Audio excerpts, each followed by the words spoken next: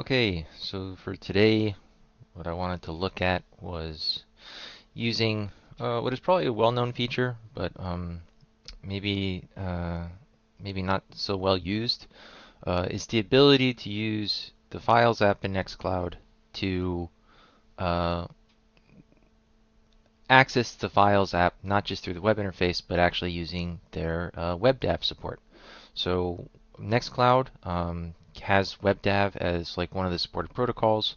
WebDAV is a protocol which allows you to do HTTP, HTTPS file transfers. Um, and it's also something which can be accessed using, say, like the Files app or the Explorer app, either from a Linux, Mac OS, or Windows computer, directly through the Explorer application. There's some good documentation about this in Nextcloud itself. They have some information about using the third-party WebDAV clients. What I'm going to do is just very quickly set one up using what's here in the Nautilus file manager because I use a GNOME desktop. But it's pretty interesting, and I'll get into sort of like why it's useful throughout the course of the video. So first, let's just go to here we're logged into Nextcloud. We're going to go to the file settings. We're going to go to the WebDAV, and then you have this. This is your host. So this is a test environment, but we can copy this. And then what we can do is we can take this location, which has all of our files and other information, and we can go to the Files app. So we can go over here. We go New tab. We're going to go to Other Locations, and we're going to paste in the link. But for the Linux side of things, it doesn't understand HTTP in the Explorer. What you do is you turn this to DAV, and then you connect. Then it'll ask you for the login. So this would be your user login and password in Nextcloud. So for me, it's this. And then just in case I screw up the password, I'll forget it immediately. Okay, so now we're here. And you can see from here, if we look at this, what I see in my file browser is exactly the same as what we see in the Nextcloud. If we open this in the terminal, we could touch test.txt.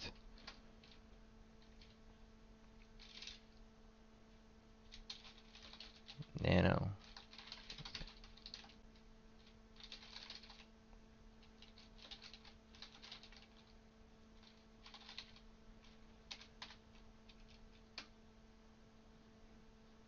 Okay, let's see if we refresh.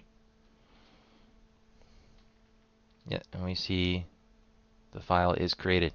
Okay, so it lets us directly access our Nextcloud. And then what we can do from here, and the reason why I find this interesting is obviously, you know, you could do maybe some people they just like to access their files in the Explorer application that they're used to. They like being able to just click on, say, like a network drive. And this works exactly the same as what it would be for like Samba or SMB kind of share. What you could do is just log into this, and it wouldn't say localhost. This is just because it's a test server. It would be the IP address or the domain name of wherever your Nextcloud is being hosted. But what makes this kind of interesting is we can take this. So the Explorer app in Nautilus and most of the file system explorers or the file viewer applications for Linux is they use the Fuse file system to mount these. But what we can do is, because we open this in the terminal, we have a direct path to this. And what we can do is we can press Control-Shift-C, which is the copy. Okay, I'm going to CD, and I have this particular folder, which I use to have all my backups. And what we can do is we can create a symlink to this. So we can do a symlink to this share. And then we can call this, I don't know, Nextcloud Joe. Okay.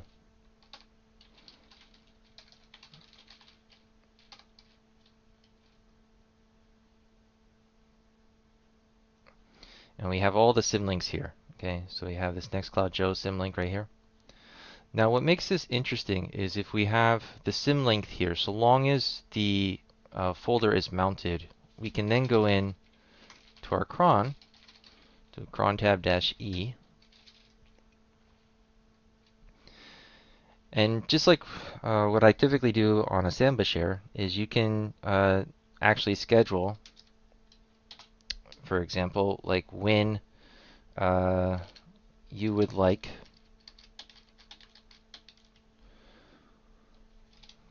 things to get backed up to it.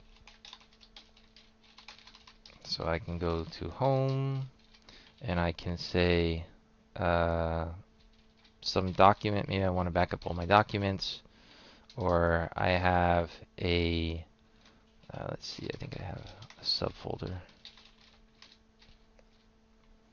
It's just picking a folder real quick.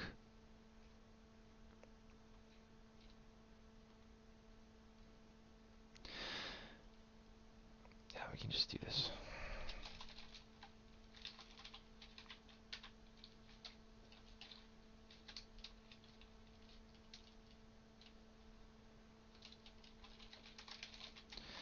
And this is going to go to exactly where we have the symlink. Okay? So where we have this, everything is going to get backed up to this folder. I'm using CP. It's kind of a lazy way to archive. You could also, if you wanted to do something like rsync,